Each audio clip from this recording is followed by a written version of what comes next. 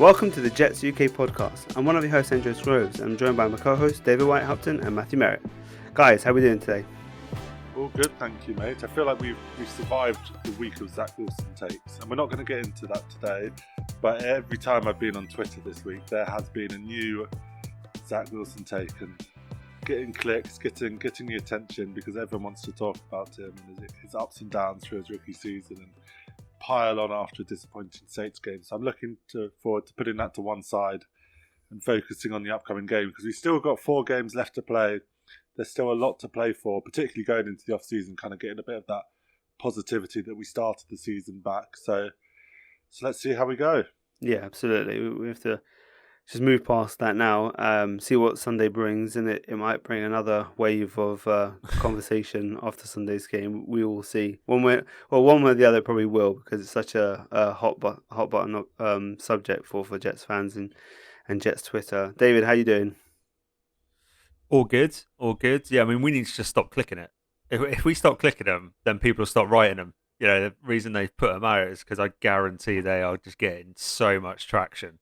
And I can't help it. I think we all say and agree, I'm not going to click this one while I click it and read it. It's like, I'm not going to click it, but I've already read it. It's, yeah. Yeah. You know, I'm looking forward. I'm really looking forward to seeing Zach this weekend. I'm looking forward to it. I'm going to go. I've got a good feeling about him. Let's go with that. I'm tired.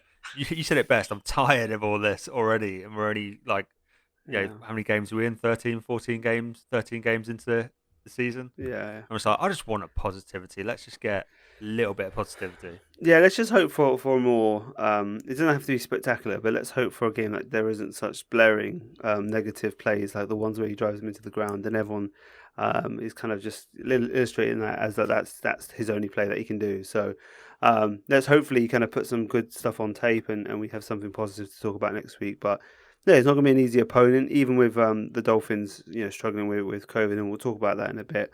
So yeah, we'll be previewing the game at the end of the show. We'll be speaking with Lee from Dolphins. Had a good chat with him. But before that, we'll get into a little bit of news.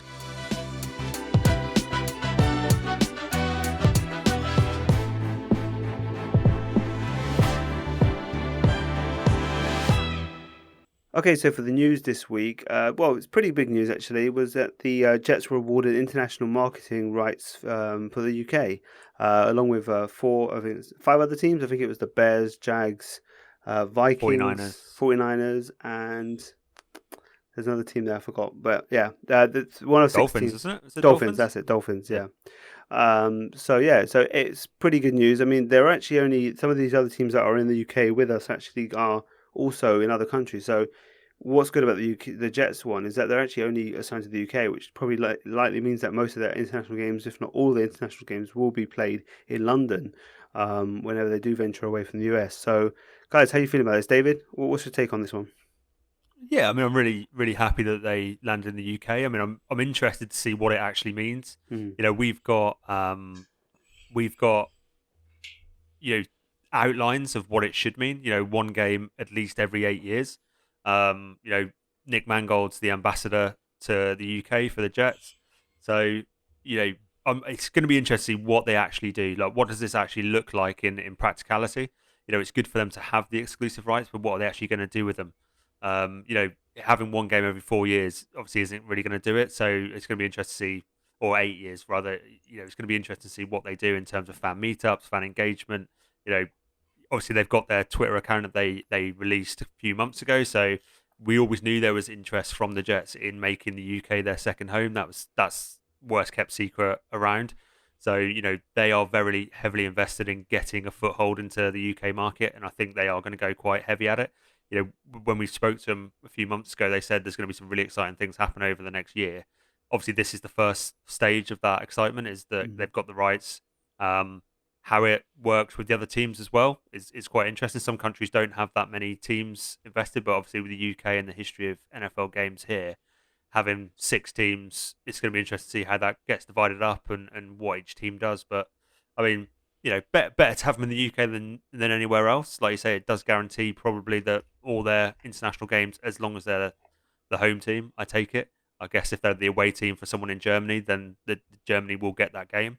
Mm-hmm. But it's interesting. I'm just really, really looking forward to seeing what it actually means for the UK Jets fans as a whole and what they do with it. Yeah, Matt, what's your thoughts? Yeah, I think exactly what David said. He kind of covered all bases. I think now it's just the point where we're all kind of waiting to see what happens, how it comes to life and kind of what they do with it. But it's an exciting platform, it's an exciting foothold, and hopefully we can kind of make the most of it and kind of keep that engagement and those spirits after that London game high. Yeah, it was a great week when they came over, and you really got to see there was a really passionate fan base. You know, I think we outnumbered the Falcons fans from the teams that were present at the ground. Well, at least from the noise we were making, at least. So yeah, I think it's there's a good fan base that we know we're kind of in touch with, and obviously we speak to. So yeah, no, it's really good news, and good that they're going to kind of be more involved, and hopefully that means more good stuff for UK Jets fans in terms of engagement with the team. So which is always a bonus. Just on a side note, well, this is kind of connected, kind of this week. A couple of the Jets kind of UK guys kind of working within in the Jets fandom on Twitter and social media have set up Gangrene at the Hippodrome, which we're going to do kind of watch parties watching the games. It was going to be set up for next year, sorry, but they actually are going to do one for this week's game. So if you're interested in going to the Hippodrome in London to watch the game with some fellow Jets fans against the Dolphins, that's up there. Yeah, and we're kind of supporting it as well as some of the other kind of Jets groups online. So yeah, guys, hit that one up, and yeah, hopefully we'll see some of you guys there in the future as well. If not this week, obviously maybe next year we can make a little bit of a trip down there as well on one of those games next year. If we move on to a little bit of news, I think injury news is probably the most significant news going into this game. I think ours is not too bad. Justin Hardy is out with he's going to test positive, or he's out with COVID regulation. I don't know if he's close contact, but he's out, and so is Elijah Moore, but he was already out anyway. And Hamza Nasruddin, who obviously is not contributing as much as he was originally. So those are the three, but it's really about what happened with the Miami Dolphins. A lot of their running backs are out. I think they're down to Juke Johnson is going to be playing, and then you've got Javon Holland and who's and Jalen Waddle. Two of their better rookies that they've been playing, so they're missing some big players. Matt, how do you think this might change the game in the Jets' favour? Well, I think if you ever wanted a week to be missing all your running backs, you'd probably choose the week you're playing the Jets as the season's panned out. So it's an opportunity once again. These last 4 weeks are all kind of the same for the Jets, and it's an opportunity to kind of correct this narrative that they can't stop the run, that the teams beat them up front, and they just get it handed to them basically. So they've got an opportunity here, and with Waddle out and the running backs out, there are less weapons for them to have to deal with, which for a talent poor team like the Jets are in the backfield, in the defense, is a good thing. But ultimately, it's going to be whether they can step up to the plate and kind of get after Tua, cause him some issues. And we'll go into all of this, but it's an opportunity. These injuries give the Jets more of an opportunity. I think they probably do deserve credit. It's been reported that this week, with the COVID cases rising, that they were one of the first teams to kind of lock down and go fully virtual for their meetings and kind of keep the players away from each other to stop it spreading. So it's to their credit that they don't have these issues, and it's not often we've really been able to say that about injury and players missing time over the last couple of years. So I think they deserve credit for that. Yeah, absolutely. It's good leadership from them to try and prevent that. We've already had so many injuries that we couldn't help that happened on the field or in training, and this is one that we actually can have some sort of control in terms of not losing certain players. So I think it's a great step. David, what's your thoughts about this, especially with Javon Holland being out? A big kind of a really good contributor in his early career with the Dolphins. Yeah, I think when you look at the players, the caliber of player that is out for Miami, I mean, it's going to be an absolutely huge miss for them. Jalen Waddle has been to his safety blanket, so missing him is going to be huge. Javon Holland has had a fantastic rookie campaign. I mean, I thought he was good when he was at Oregon. I didn't realize he was as good as he was going to be when he's in Miami. He's all over the field. His range is superb. So it's not going to be easy for Zach this week. It's not going to be easy for the Jets, just in terms of who he's got to work with. And the kind of defense the Dolphins have as a whole. But when you take out someone like Javon Holland, who is that, he blitzes off the corner, he covers deep, he covers under, he does a bit of everything. It's going to impact them. And if their blitz doesn't get home, if we can actually protect them, there are going to be spaces in that secondary that Zach can exploit. So, I don't know if Javon Holland's as big a miss as Jalen Waddle, because Jalen Waddle's just had such a fantastic season, and the depth behind him are good players, but they're not anywhere close to his standard. But missing Javon's definitely going to be a massive, massive issue for the Dolphins. So we'll have to wait and see. But like Matt said, absolute credit to the Jets, because with our depth and the injuries we've sustained this year, if we had 5 or 6 players go on that COVID list who were starters, I mean, we wouldn't be able to survive. So fantastic work by, I don't know who made the decision. I don't know if it's a Joe Douglas decision, if it was the medical team or Salah, but they've really managed that quite well. So congratulations to them, and it's given us a chance this weekend, which is all we can ask for. Yeah, it does give us a better chance. It's going to be a difficult game already, so any kind of leg up against the Dolphins at their place is going to be really appreciated. Now, we'll switch over to our interview with Lee in a second. I just want to say that we talked quite early in the week, a bit earlier than what we're talking now, so obviously some of the news with the Jalen Waddle, all this stuff is a bit kind of wasn't really touched upon, because obviously we hadn't been announced that he was out, so you might notice that some of that stuff's there, but otherwise really good chat with him, and we'll head to it now.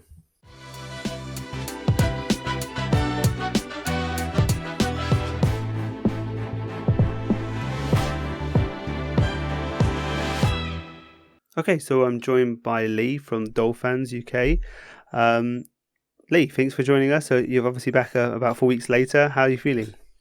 A lot better than I was feeling a few weeks ago, and thanks for having me back on. So, yeah, it's always great to come on and talk football, that's for absolutely sure, but definitely in a much happier place right now than we were 4 weeks ago. I can imagine, and we were part of the turnaround for the Dolphins. It was a very rocky start, very, very rocky start, but I think... were we the beginning of that turn, or was it the second game? I think we were the second game of that. The second game would be the Ravens on a that's right. Thursday and night. Then you turn into that's right. Yeah.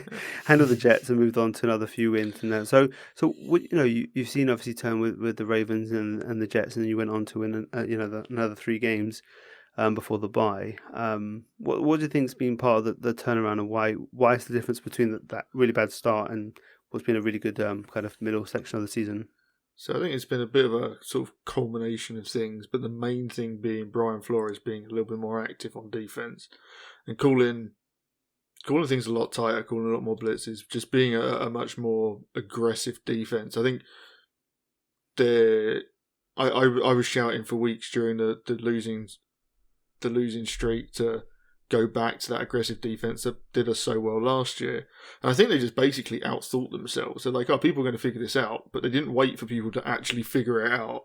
And kind of in doing so, kind of played a very soft and vanilla looking defense, which is fine, but we're kind of not really built to play that way. And I think that's what really kind of bit us in the behind. Like, especially, we've lost so many one-score games that they could have gone either way. And with a young quarterback, as you guys know, really we wanted to lean on the defense this year, and I think that was kind of the biggest kind of stumbling block in that losing streak. But you could see there was the potential for it to be good. Brian Flores has denied that he's calling the defense, but suspiciously he has a call sheet in his hand, and he does a lot more talking. And that started that week against the Ravens, the week before we played you guys for the first time. Yeah. And the defense has just been so much more aggressive, a lot more quarterback hits, a lot more turnovers, just a lot more pass breakups. They're just in position, because I think it's really the way the defense is built. Has there been any kind of players who have kind of had personal turnaround in their play? That's kind of they're kind of back on form that they weren't there earlier in the season. I think there was. We were playing a few veterans, maybe a little bit more than their play warranted.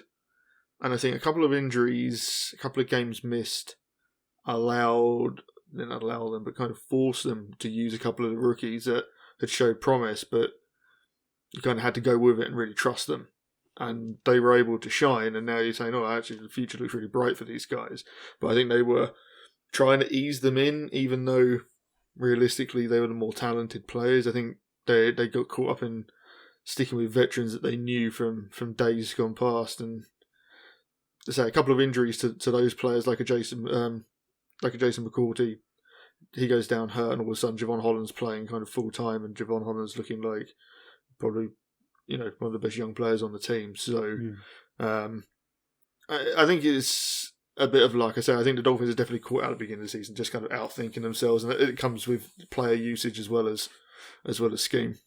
Right. Yeah. I mean, it's just one of those things. Sometimes you've got to find a way to tweak things around, and it can make a big difference. And that's what we've been calling for our defense for a long time. Is just make some changes, because if you haven't got the players for what you'd like to do originally, you've got to make changes to try and tweak it and make things easier on the team in general. Because if you've got a really leaky defense, it just has a negative effect on the whole team, because it kind of puts pressure on the offense to kind of keep up, and everything spirals there. So that's been the Jet story for the last few weeks. So I can understand. In terms of those kind of high level, those first round picks, that you had Jalen Waddle and Jalen Phillips. How have they looked in this kind of the last few weeks? So I mean, probably best one to start with Jalen Phillips. Jalen Phillips started off the season. I mean, he was hurt in training camp, and I was personally concerned about the pick because he retired from college football due to concussion injuries. Yeah. Those sort of things scare you a little bit in the draft. It doesn't seem to worry the Dolphins. They don't seem to consider injury history as a big red flag, as you can tell by drafting him high in the first round and then paying a player like Will Fuller, who is hurt, but he's always hurt. So that doesn't seem to be a red flag to them. Except for the year that he was busted for PEDs. Yeah, which amazingly he played the whole season. Exactly, that was quite suspicious. The 1 year he plays the whole season, he gets busted. So yeah, yeah. But Jalen Phillips, I mean, he started off the season coming off that injury just slow, and I was really worried. And they seem to be kind of again. Part of the playing soft really wasn't playing to his talents. Really, he's a get after the quarterback kind of guy. But in the last few weeks, I mean, really since maybe week 3 or 4, his play has just got better each week, and now the sack numbers are coming with it, so it's kind of showing up in the score. I think a few weeks before that, especially the first few weeks, like visibly, you could see he was playing far better football, but if you don't have those numbers, people don't seem to think that it counts for anything, whereas I think you can influence a lot of plays without actually getting a number in a box score. So, he's come along. He's getting better and better every week. I mean, he's scary fast, and I think there's a lot more to come from him, but they're finding a way to use him to the best of his ability right now, and that's by actually playing him a little less, but playing him in very specific situations which suit his skill set, rather than asking him to do some things that he really can't do so well right now, and kind of exposing him. And I think that was really affecting his kind of his level of play. When you're not succeeding at stuff you're not good at, I think probably bad for you mentally as much as anything else. Absolutely. I mean, I really like Jalen Phillips as a player. Like he had some incredible tape and technique and everything. I mean, obviously those medical concerns were massive red flags, and like I said, if you say your team, the Dolphins, are one of those teams that kind of doesn't take that as they don't take that. They'll take the chance a bit more than others. I mean, I think we kind of knew that Joe Douglas wasn't going to, because he won't take it. He kind of goes for those guys in the late rounds who have dropped from the top rounds because they do, rather than the guys who are going to be all world but are a bit of a risky top first round pick. So I mean, I would certainly have been in the Joe Douglas camp. I mean, if it was my pick, I was terrified when it happened, and also I really wanted Najee Harris. So that was interesting. My thinking. Yeah, I remember that. I was surprised when you went with Phillips, actually, because of it was like Harris to the Dolphins seemed to be something that was really it made a lot of sense. It did, and I think it still does, to be honest, the way things have worked out. I mean, how is, like, if we go to Jalen Waddle and how he's doing, and obviously just open up to the offense in general, how do you think with Tua's play and obviously in the running game as well? I absolutely love Jalen Waddle. I mean, even when the Dolphins started moving around the board a little bit there at the beginning of the draft, I was always from day one, Jalen Waddle is going to be our first pick. I thought it was absolutely set in stone. He fits every piece of criteria this team seems to go for, more than Devonta Smith, and I don't think Jamar Chase was ever in the conversation. I really don't. I think had he been there, they still would have taken Waddle over Chase, and it's not.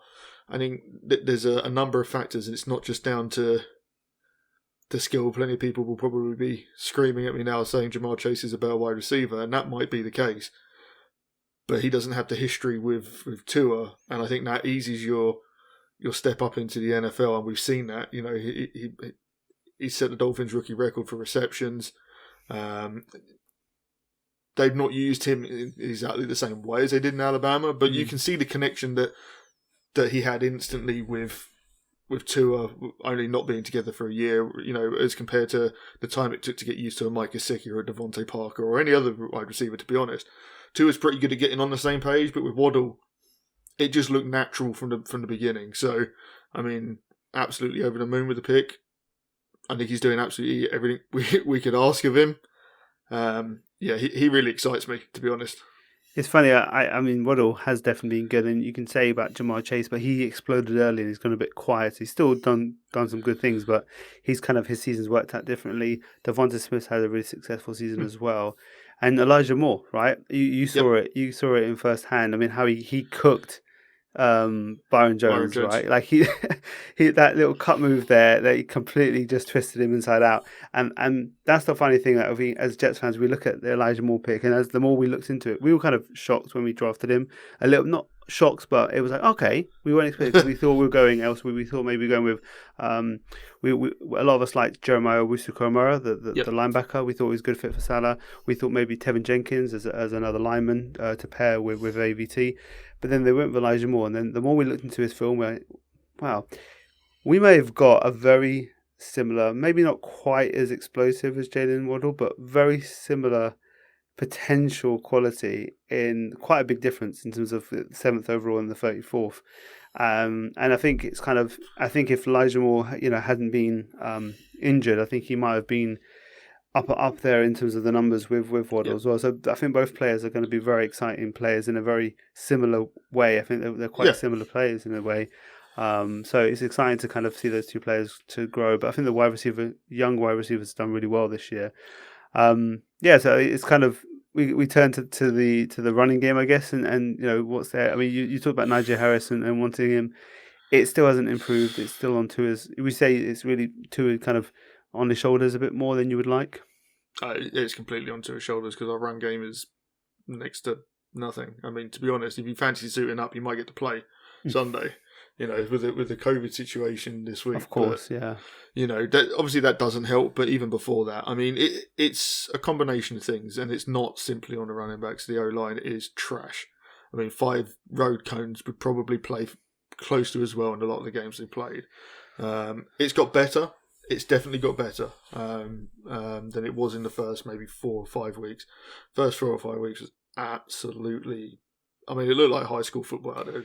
Do they pass pro better than run block? Like, is run blocking their real weakness, but they're better in pass pro? Would you say? To be honest, their weakness is playing O-line for the most part. I wish I could say. Yeah. I mean, they do pass protect better, but not by much. Not by much, and I think to be honest, would many of them right now? Would many of them start on other teams in the NFL? Not really. Yeah. And I think the biggest contributor to that is coaching, because we've had players that you can watch regress over their time since they've gone into the starting lineup, and I think we've also let a bunch of players go who are playing starting on other NFL teams, but when they were in Miami they looked terrible. So I mean, it feels like a coaching issue. It's the same thing. I mean, I think you mentioned it 4 weeks ago, and it's obviously still the same.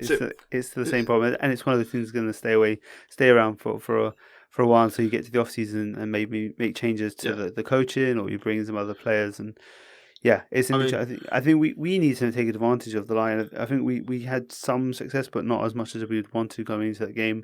The defensive line, we are going to have some players back from injury this week. Hopefully, it'll, for our sake, that we'll be able to obviously pressure to a little bit more, make things a bit difficult for him. Because I think last time it was pretty easy for him, by and large, to kind of find the guys he needed to find.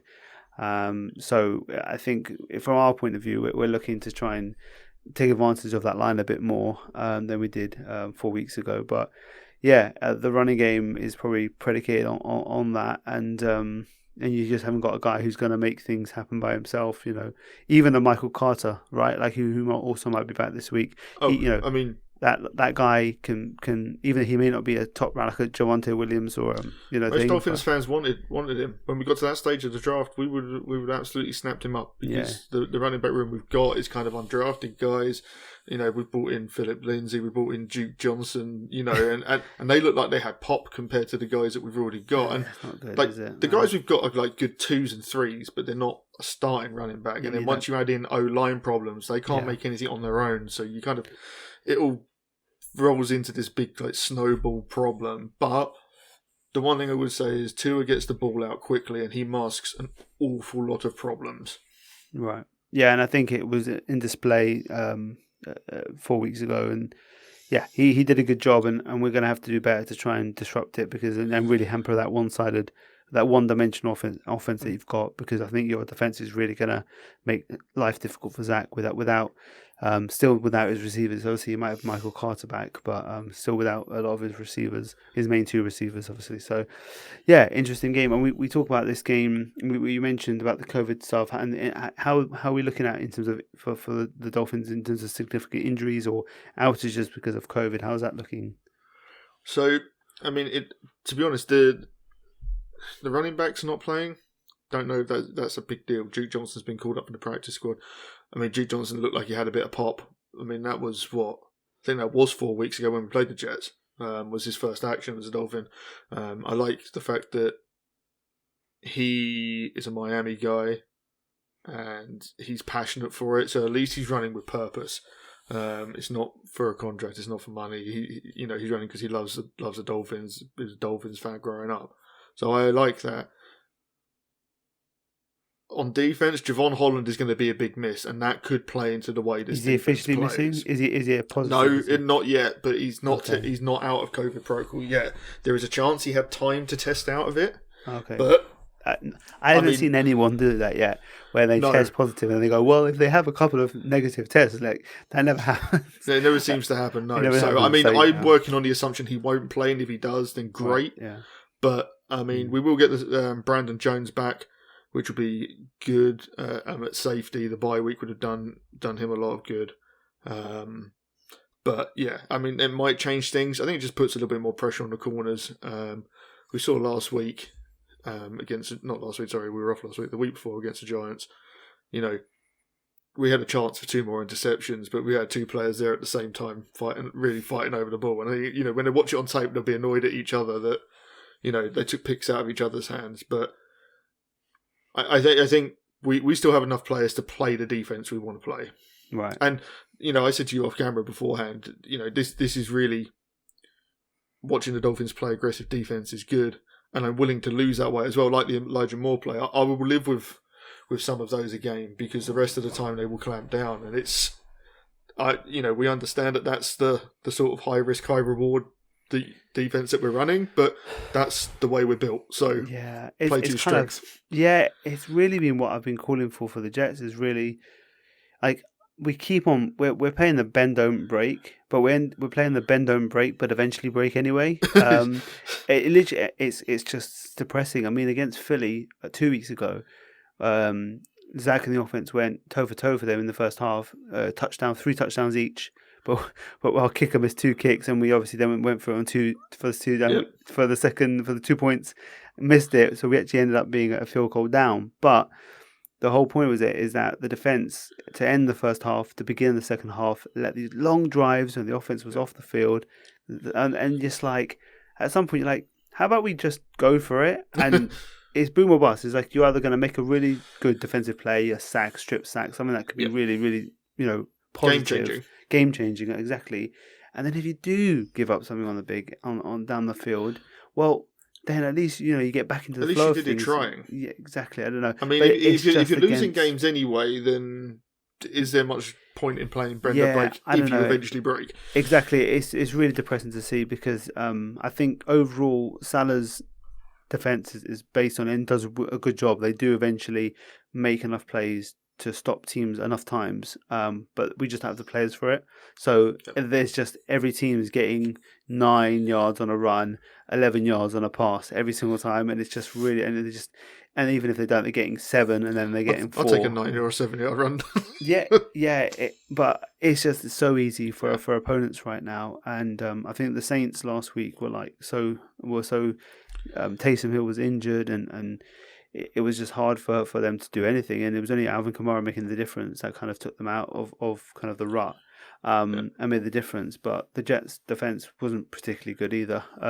It just they were made to look less bad. So it's just it's frustrating. I really want to play that boom or bust defense, but it's just not one of those that they're going to do, because I think they want to teach the players the technique for when they are next season. They don't want to abandon the model that they want to run, because those players are going to be in there for year 2, and they want them to learn the way of playing that defense when we do have the pass rushers up front, making the quarterbacks speed up quicker, which is going to cause issues. So I think the idea is right, but it's just so frustrating to see, because it's not helping the offense, because even when they do start putting up the points and laying up the points, then, like I said, it makes Zach feel like he has to do more. Then the hero ball stuff starts coming from him. Yeah. The mistakes start coming from him, and the mechanics go. So, like, if he can play within himself, everyone's like, "Oh, let him play like Mike White did against the Bengals." Well, Mike White had nothing to lose. That's different. Mike White had nothing to lose, and also the defense and the Bengals came in sleeping, and basically we were able to just keep on plugging away bit by bit, chipping away at them, and it worked. That's not going to work when the defense is giving up a score on every single possession against the Eagles. It was like 7 possessions in a row they scored. It's just not doable. It really isn't. So we'll see what we bring, but I do like the idea of a blitzing and a more aggressive defense, and I'm sure that's what Miami will throw at us. In terms of a score prediction for this game, or not maybe a score prediction, but it's an in-game prediction, what's something that you think might be happening now that you've seen us at one game and it's 4 weeks later and you guys are on a bit of a roll? I think they might actually try... You saw it once in the first game with the deep pass to Mac Hollins. I think that this might be the game they try and air the ball out a little bit more. I would say we play fairly conservative football anyway. Brian Flores is one of these coaches who is more about, again, the very first goal on the play sheet is don't lose the game as much as go out there and try and win it, which is fine. It's worked for him, so I'm not against it. I think that you might see them with, if Devontae Parker plays, he hasn't practiced this week, but did play 2 weeks ago. I mean, I don't think they necessarily need him to practice for him to play. But when he does play, he's quite a big part of the offense. So I think you may see them try and get some of those shots and try and get some matchups where they get Jalen Waddle in some friendly matchups speed wise. Yeah, that could actually be a killer part of it if we lock down other elements of the offense. I think Waddle being kind of a dynamic piece in the middle could be a game changer. I think he could be the difference, especially without us having. It could be death by 1,000 Jalen Waddle catches. Yeah, I can see. Jalen Waddle for 7, Jalen Waddle for 6, Jalen Waddle for 8, Jalen Waddle for 4. You just get sick of And then if not, be like the Mike Gesicki or be something. I can see that's what's been happening. It's literally been going. That's exactly how it's been. Kind of just easy chunks. Like even if they don't get 11. And they get the first down straight away, they get good progression on every single drive, and it's just like keep it manageable. Yeah, exactly. So that's what I think. You may also see them try and work Gesicki out a little bit. Gesicki's had a real quiet few weeks. I'm not really sure what it is, whether it's because there has been some contract negotiations in the background, whether he's playing hurt. It does seem to play hurt every year, to be fair. Or what it is, but he's kind of gone off the boil a little bit, and the last few weeks has really not been involved in the game much at all. So you might see them try and work him early and get him involved. I don't think they worry about necessarily. There's always an early pass to Waddle because Waddle gets so many passes, but I don't think they necessarily have to do that to get Waddle going. I think but they may try and do that to get Mike Gesicki going a little bit, because it's an important stretch of games here where, as crazy as it sounds, there is still playoff hopes for the Dolphins. Yeah. You need to win out.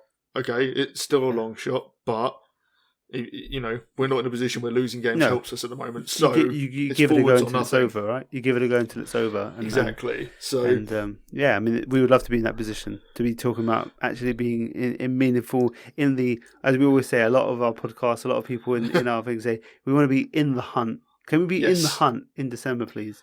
The Jets haven't been in the hunt in December for the majority of the last 10 years, so that would be really awesome. So yeah, we just crept onto that board 2 weeks ago. Okay, yeah, and it's very exciting times. And when you look ahead, you see all the teams in front of us are kind of playing each other, so it becomes a little bit muddied, and we have to play the Patriots again one more time. So I'll be honest, we could have done with the Patriots losing to the Bills week before last, and then the Bills going on to win a division. But I think we may actually end up not making the playoffs based on the fact that the Bills aren't good enough to win a division. Yeah, it's become a bit messy in the East. In terms of the score for this game, where are you feeling?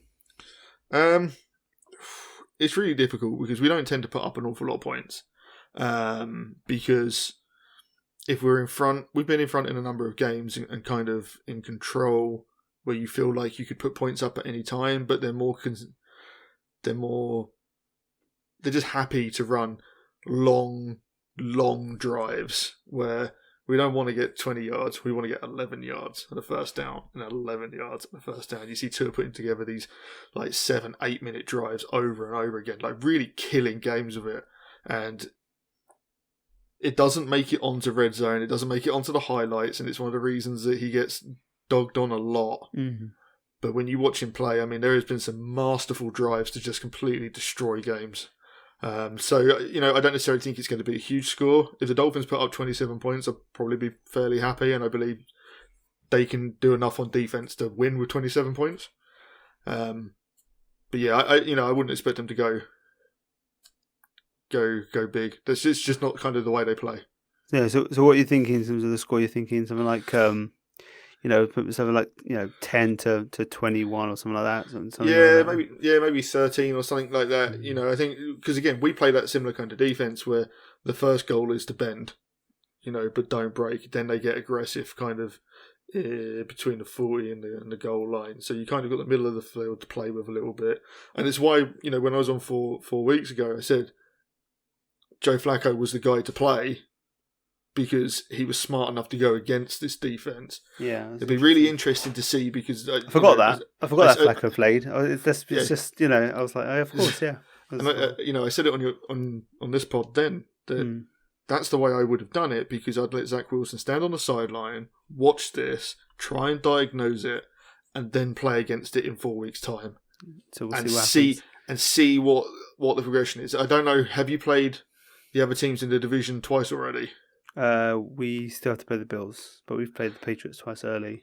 So it's interesting to see that progression between the first game and the second game. Obviously, this isn't at home, and Zach had the 4 interception game at home, the home opener against the Pats, which was typical. Our first ever home game with the new regime. I mean, Pats. You couldn't go against a worse team than the Patriots with a rookie QB. Yeah, it was just typical. We knew that on the schedule, and then then they injured him. The Pat, they literally. I mean, we had this debate with the Patriots guys online. They didn't like the comments that we made on the tweet for the podcast where I put going for the knees basically, because I had picture evidence, like Lawrence Guy changed the angle of his hit on Zach and went down at the knees rather than shoving him around the chest area or the waist area. So you can't tell me anything different. Pats fans, if you're listening, I know we have a few Pats fans. One of my mates listens and he's a Pats fan, so yeah. But yeah, I do think this is a horrible team for Zach Wilson to go against. But it's the fourth time he's faced. It's the fourth time he would have seen this team. Like he's faced it twice. He's seen Flacco, and now in terms of obviously there's certain wrinkles that are different, but obviously it's a similar mindset in terms of where Flores has come from. Obviously the Patriots. So I think we'll see. We'll see how he manages it. Oh yeah, for sure. It'd certainly be interesting. But say Flores has made some rookie QBs really regret playing on the Sunday they turn up in Miami. Even including Justin Herbert, which everyone who everyone loves to rave about. I mean, he looked like an absolute rank amateur when he played in Miami. He had no idea what to do. We'll see. I'm a little bit nervous.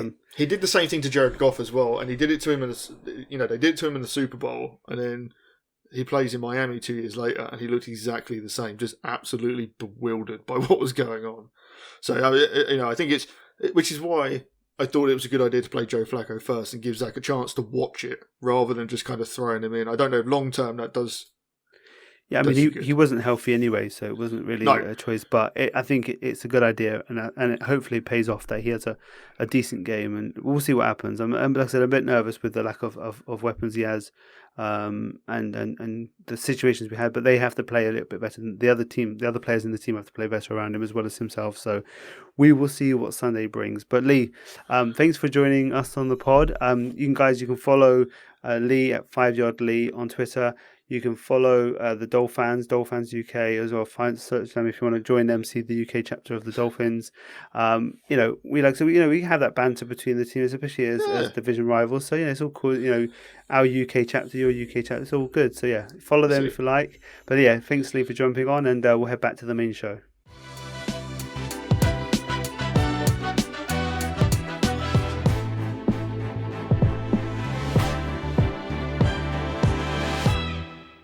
Okay, so we'd like to thank Lee for jumping on. It was a really good chat. We've obviously had him twice on, and he's a good guy. And we wish them well to an extent. But let's hope we can pick up the win down in Miami. Now to our preview, David. What do we have to see from Zach? Everything. Where do I start with what we have to see from Zach and the offense? I mean, it's tough at this point, isn't it? It's really tough when we've got this far into the season and there is quite a lot of negativity around him, and it's not easy for him.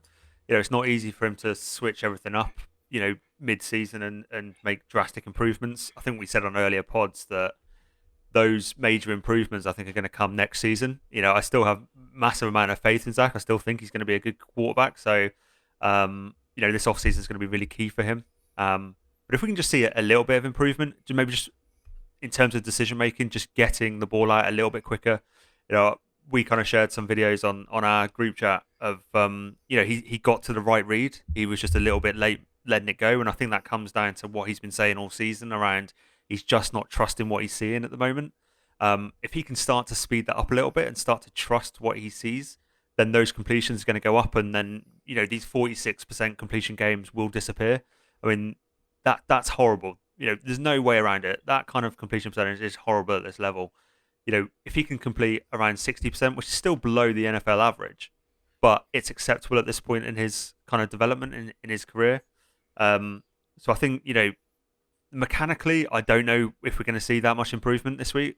I just don't think that if we haven't seen it already this season, it may be an off-season fix, so we might not see it for the rest of the year. So people kind of saying every week his footwork's still dodgy, and that's kind of why I tweeted the other day. I was kind of saying it's not an easy fix. If it was an easy fix, it would have been fixed. Like, they will fix it. It's a fix they can do, but it doesn't necessarily mean it's really, really easy. If that's something he's been doing for a long time and he's kind of got into that habit, he can't just switch it up over 2 practices in the week. It's just not. That's not the way it works. So it's going to be interesting to see kind of if he can just connect with his receivers a little bit more, just get the ball out a little bit quicker, get through. He's getting through his reads fine. I haven't seen a massive amount of issues with him getting through his reads.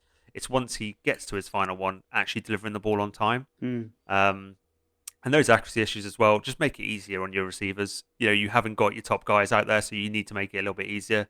You can't be throwing slightly behind a Ty Johnson because he doesn't have the hands to bring those in. You can't be throwing it too low for DJ Montgomery because he's not going to bring it in.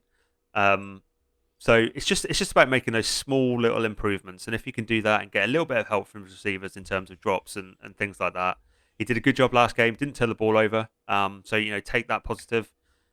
He ran the ball when it opened a little bit more. I'd like to see him do that a little bit more as well. I mean, he probably could have ran a little bit further, and I think a lot of fans were upset that he went down. But he did have that knee injury. Maybe he's just protecting himself, not taking the hit. There's a lot we can see from Zach. If you're all out on Zach at the minute, I don't know what to tell you. That's just a mistake in my mind. I just don't think you're ever in if you're already out. So you're waiting for an excuse at that point, wasn't it? You are. The leash was incredibly short for some people, and that's just the way it was. Yeah, definitely it was. And sometimes I think people would rather say they were right than the Jets be good, and that's I have a huge issue with that because we're all fans of the Jets. We're not fans of individual players. We want the Jets to do well, and if we want the Jets to do well, the number 2 pick actually working is going to be a big factor in that. If we miss on another quarterback, that sets us back for years, because the guys we've got on rookie contracts now, they're not going to be on rookie contracts by the time we've got our next quarterback. So, there's a lot goes into it. We all need, as Jets fans, Zach Wilson to be the guy. So, let's not jump on him for every little thing. It's okay to criticise him, but if he's saying he's a bust already, I've not got much time for that. No, it's ridiculous. I mean, funny that you said about the footwork situation, and just I'll throw it to you, Matt, in a second. But Dan Orlovsky came out with a video showing some of the plays and how his footwork kind of is a bit of an issue. And he mentioned, obviously, it's something that Mahomes and Rodgers do a bit. And obviously he's looked at maybe some of their game. It's actually maybe something that he's actually modelled, the way that he throws, the way he obviously, he's kind of obsessive about film. Maybe he's copying the kind of things that they can do, which they shouldn't be doing. If you're talking about textbook, maybe he's picking up bad habits when it's obviously translating badly to his game, because he's got things in his game that are not present in theirs, and that's kind of those things that are present are rookie issues. So I don't know. Can I just ask one thing of both of you guys? Yeah. Do you think that Zach has gone too far into his shell? Do you think he's become too conservative with everything people were saying? It's kind of, I don't know, he needs that gunslinger attitude. It just feels like that's him as a quarterback, and he is a confidence guy, but has he gone too far the other way at the moment to overcorrect? I think over the year, and the play that I go back to was that second touchdown he threw in the Carolina game, and if you watch it back, that ball to Corey Davis, and the game was done at this point, but that ball to Corey Davis is out 2 yards, 2 steps before Corey Davis turns right and breaks out. Zach Wilson today and this weekend wouldn't throw that same pass. He would wait for Corey Davis to make that break. Is it too far? Probably happened in 2 weeks. What happened in week 2, right? I think a lot happened after that. He was almost solely responsible for that loss. The way the rest of the team were playing in that first game against New England, and I think with a defensive head coach and a young, they're just trying to say, they don't want him to do too much. And so I think they're just really drilling it down. And then you look at the success that the backups had. They were running the scheme and not doing anything. They weren't having that actually. It's not part of their game. Naturally, it's more part of his game than theirs. But he's basically replicating their game, but not as efficiently as theirs, because that's not his game. Like he can't do quite as well as what Flacco does now, because Flacco is an experienced guy who can play the Flacco game that he is now as he is playing. But Zach can't do that. He could probably do things that Flacco can't do, of course. So he's trying to replicate people's games that he can't copy as well as they could do it. And he's taken away from his own game, which would kind of balance things out a bit. So, yeah, I do think he is playing. Last week was definitely one I saw where he's playing way more conservative. And I think it's part of the reason why he didn't throw a pick is that he was way more, gun shy and didn't want to take a chance. I think if you see a lot of the throws, he didn't throw it into dangerous positions. He just threw it into places where it was even his own receiver wasn't able to get it. But he wasn't throwing it, by and large, into areas that were dangerous. So I think it's just he's being over conservative, but that's going to happen until especially last week's game was one of those ones where we knew their offense was going to be poor as well. That's what I've said last week on the recap show, that I think it was just drilled into him that, like, listen, this game is going to be a low scoring game. Every possession is going to be counting. Let's not throw the ball away. Let's try and get points on every drive and not throw interceptions. And I think he was very much focused on doing that to the detriment of his game. So yeah, I think it is what it is, but hopefully a little bit more. We can have a little bit more fun with his play in the coming weeks. But especially when teams do put up points, he's going to have to come out and put up some points himself. So we'll see how that works out. It looks like we're going to get Michael Carter back for this week. Matt, how are we feeling about that? Pretty good, eh?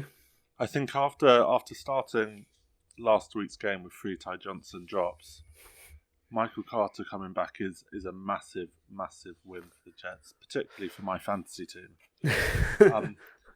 He's someone who's just able to be that pressure outlet and that kind of quick release and take a lot of that feeling of intensity off of Zach, because I think they built up a good connection. He trusts him, and both in the running game and the passing game, he's someone who you can count on to get those extra yards that keep the chains moving and just take a little bit of weight off your back. And I think that's going to be so important this week. We're talking about a team in Miami who are first in blitz percentage. So they're coming after you. And against blitz, you can always find that it's somewhat softens up that second level, because you send so many people in. If you can find that space in the second level, you don't even have to look that deep to find it. There is yards in front of people just because you have less people sitting back. So Michael Carter could be key to exploiting that, both in the outside zone running game. If you can find that right angle to kind of burst through in that right break, you can be on your way. And then in a passing game, in a short passing game, if it's out routes, if it's Texas routes, bringing him back into the middle of the field, there is going to be space for him to play against Miami. I don't know quite how Miami stack up in the run game, but there will be opportunities for him. And I think if we're going to win this game, it's going to start with the run game. And Michael Carter being back for that is a huge win for the Jets. It is. David?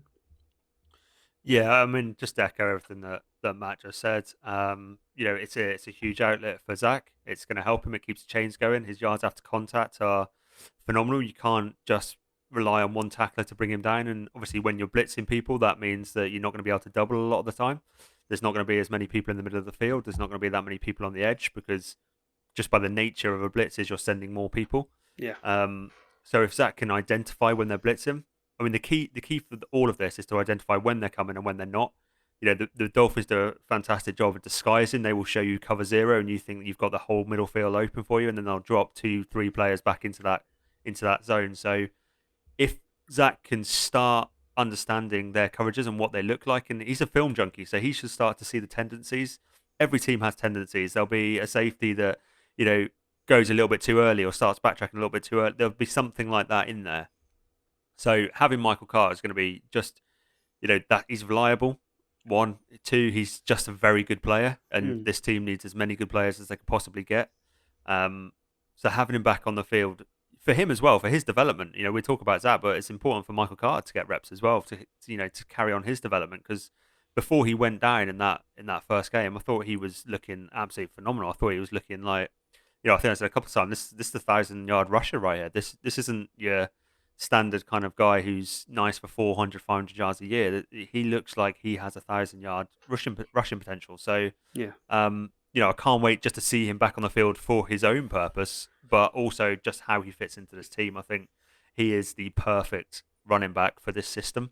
And Ty Johnson maybe isn't at this point. And he's got. I think we're getting Tevin Coleman back as well, aren't we? So yeah. That's a nice double-headed running back. So if we can take some pressure off Zach, then absolutely let's do it. Yeah, I mean, it's going to come down to the running game is one. I think when them sending so much blitzes and so much pressure and an extra man that you can't cover, you got to identify where that's coming from.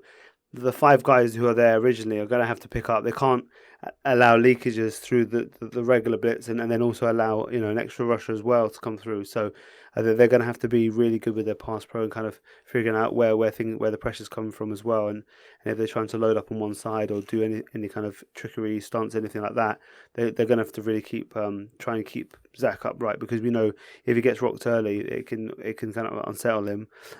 Receivers, I think we want a bit of we need them to step up a little bit and try and make some plays, maybe some 50-50 plays.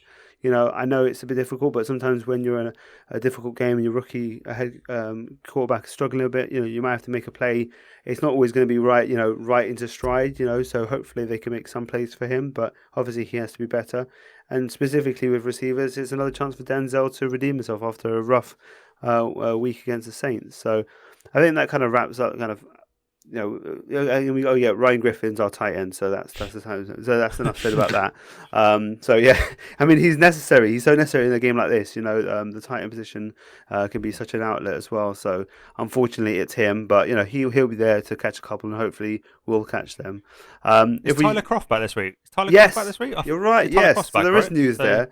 No, the news is literally, we had so many people coming in. So we had a lot of influx actually while Miami have had people going out. So yeah. On the flip side, George Fant has missed 2 practices in a row. So what are we going to see at left tackle? And that will make a major impact on Zach Wilson if he's got a Doga or Connor McDermott or whoever's going to move over to left tackle. That's a huge drop off. That's massive in terms of what the Dolphins do off the edge. So George Fant did not practice 2 days in a row. So I'm really looking at that injury report today to see if we can get even just a limited practice. Will probably mean he'll suit up. So we'll see that. Keep your eye on that. Yeah. So this one will be coming out probably Saturday morning. So you'll know that whether he played on Friday, he trained on Friday, but hopefully he is at this point. He hasn't practiced all week, so hopefully he does and he's back in there because we don't want to face McDermott and Udoga. That's not what you want to hear. See it. I think actually Udoga's on the reserve list. I just saw so it would be Conor McDermott, which fills me with absolute dread. It's we're talking about Dan Feeney level tackle play with McDermott, unfortunately, so. Yeah, let's try and avoid that. Come on, fan. Let's get back on the field. But he's been a really good player, done really well since he moved into left tackle. So hopefully he's back.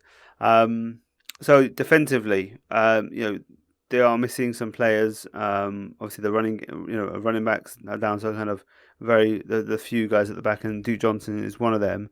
And Lee did point out that he's obviously a Miami guy, so he's obviously very excited to play in Miami, and he was a Miami fan. So there's that kind of will from his that he could have a good game against such a poor team against the run. But they are limited in numbers, and obviously without Waddle as well, you're reducing another weapon that you have to worry about. So, Matt, what's the point we have to focus on with Waddle out and the running backs being kind of stripped back a bit?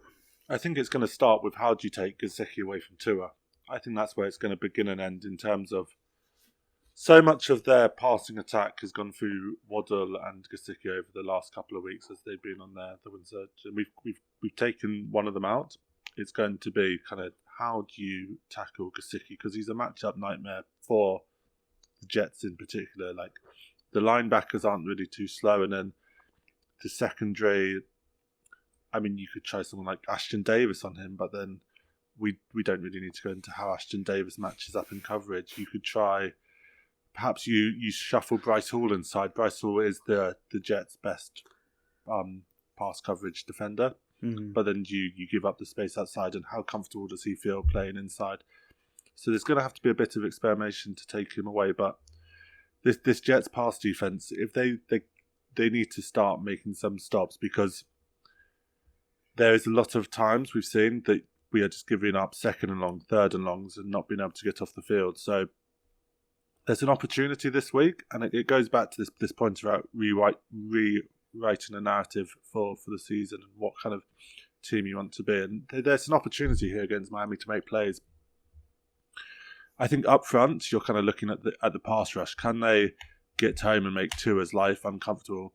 There's so many times where the Jets just get beat because they're not able to get to the quarterback fast enough, and they should have the advantage on the defensive line v Miami's offensive line this week.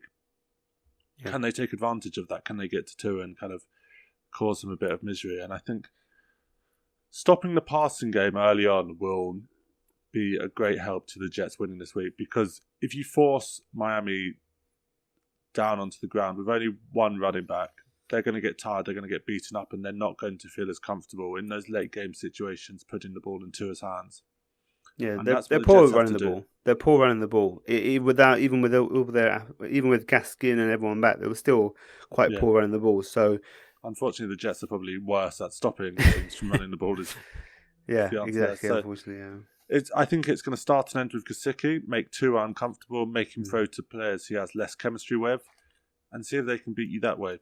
And I think we've all said it to this point, but the adaptability of this Jets defense is something that we all want to see. And if they can start showing a bit of that, I think that's going to be a good sign. So let's see what we get. I'm not holding my breath based on what we've seen the last couple of weeks, but I think this is where it begins and ends for them this week. David, what's your thoughts about it? We've got Bryce Huff back as well, I just remembered as well. Yeah, so I mean, we're getting a little bit of cavalry back. So we've got Bryce Huff, Michael Carter II's also going to be back as well. So yeah, I don't know how much he'll line up against. They may put a bracket coverage on Gesicki and put Michael Carter and a safety on that assignment, and just rely on Bryce Hall to shut down Devontae Parker. Because if you can do that, then Isaiah Ford and people like that, you're relying on your cornerbacks to at least match up with them quite well. I think Bryce Huff being back, if he is indeed back, because I'm pretty sure Robert Saleh said he's going to be back for like 3 weeks in a row now. So when he suits up, I'll believe it. But if he's back, it just takes a bit of pressure off John Franklin Myers. And like Matt said, I mean, this Dolphins offensive line is one of the worst offensive lines in football. So if we can't get some pressure against them, then it's time to start worrying about our pass rush in general. Carl Lawson coming back or Carl Lawson not. Running the ball, I mean, if they're relying on Juke Johnson and I think they've got Dexter Williams who's on the practice squad, so he'll probably get promoted to get some breather carries for Juke Johnson.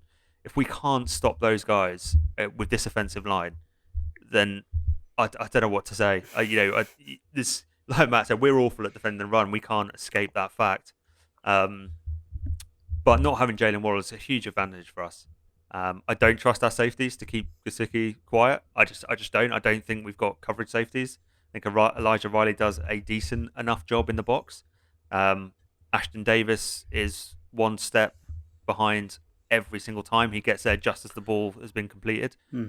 So I don't have a massive amount of faith in our ability to stop Gesicki. That's why I'm thinking we bracket him and give him a slot corner and a safety on him. But Tua's playing really well this year. And I think that's something that's not been spoken about actually that much, is how much improved Tua looks in terms of accuracy and what he's doing on the football field. So, it's going to be tough for us because we are still short-handed on defense. We can't escape. We haven't got our 2 starting safeties. We haven't got several defensive linemen. A lot's going to come down to linebackers, and I think a linebacker other than CJ Mosley and Quincy makes some really good plays, but he also overruns some plays as well. So he needs to be a little bit more disciplined. If he can stay a little bit more disciplined, CJ makes some plays. Maybe we'll have a chance. Maybe we'll have a shot. But yeah, if we get run over, if we give up 100 rushing yards on the ground to this lot, I mean, what do you say to that? Well, there's nothing you can say, is there?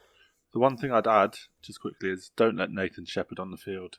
The guy is a penalty machine. So that I've said this for the 4th week in a row at this point. They're not listening. He's not very good when he's on anyway. My continuous plea to Salah and Olbrich is please just keep Nathan Shepherd off the field. I've looked at the numbers. They're not listeners. You can tell they're not listeners. So. At this point, wouldn't you just play Jonathan Marshall full stop anyway? Yeah, just give him. Like, what's the point in playing Nathan Shepherd? Like this, it's a lost season anyway. You may as well get some more rookies, some reps. Well, at least see how it goes, because if he's somehow worse, then you know what you've got really. But I just don't know how that could be the case. I don't think it's possible. I mean, exactly. I mean, you look at for example, Panthers taking Cam Newton out and putting PJ Walker in, it got worse. So these things, sometimes you take an NFL player that's struggling, you put a replacement, and he's even worse. So it's not always there, and sometimes it's just you got to look to the off season to re-up on a certain position group and kind of get someone out and replace him with someone properly better. So yeah, it's I think it's a pretty simple game. I think whoever kind of, if Zach can play a decent game and the defense can hold up, it gives us a chance against a team that's missing quite a lot of their better players. So easier said than done, because Zach hasn't played well and the defense hasn't played well. So much easier said than done. So but let's throw some score predictions out there. How are we feeling? Feeling confident? Not? David, what's yours for the game? No, I mean, how can you feel confident when you look at how Miami have played over the last 2 months and you look at how the Jets have played over the last 2 months? It's in Miami as well. I don't think it's going to be that pretty for us. I'm not going to lie. I think their defense is going to get a lot of success against us. If you've got the Miami Dolphins defense in your fantasy team, start them. I'm going to go 27-13.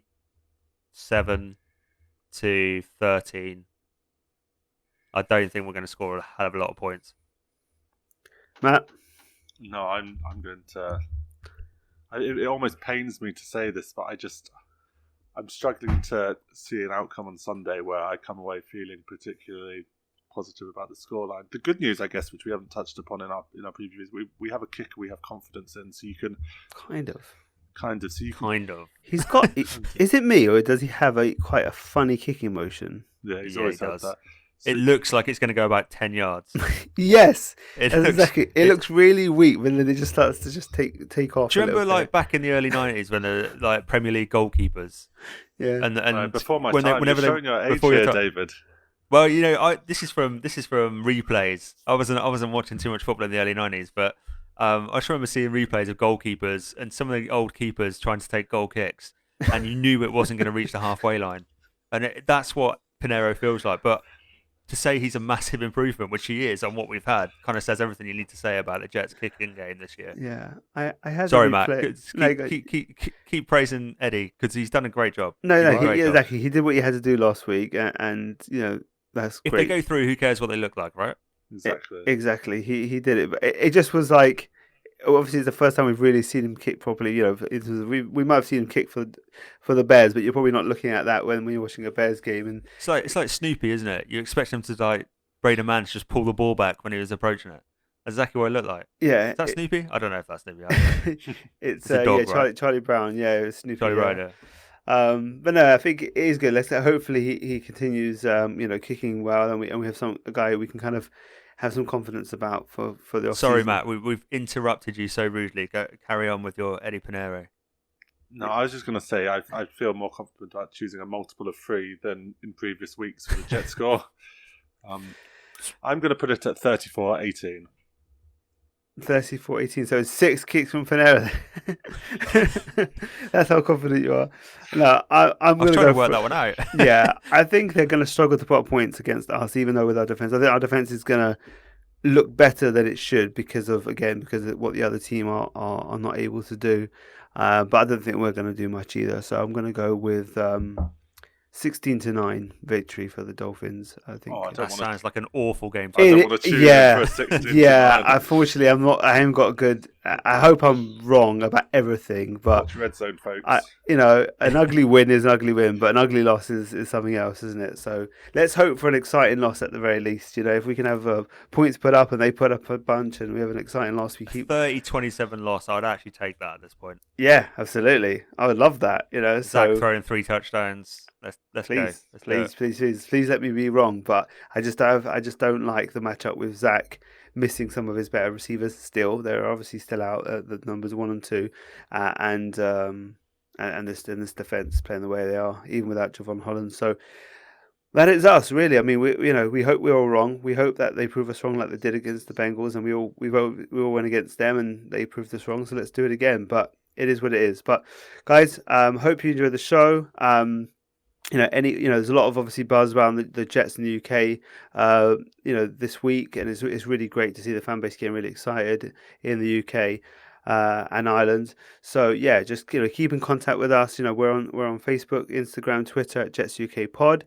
We have our YouTube channel that we put we've had really positive comments on there as well, and people have been subscribing, so jump on there and check that out. That'd be really great. David's got his work at the Jets Way, which is the weekly every day of the week newsletter, and sometimes there's a few special editions as well. Great writing piece. My favorite this week was the Cole Hamilton piece that he put out as a personal favorite pick of mine. Player and so I think David's come along to seeing how special he is, and whether we go that way is another matter. But yeah, it's great writing work from David there, and yeah, just keep in touch and we roll on to the weekend. So guys, hope you enjoy the game. Hopefully it's better than last week's Saints game, and hopefully I'm dead wrong, and hopefully it's a really exciting game whether we win or lose. But guys, enjoy the weekend, enjoy the game, and we'll catch you next time.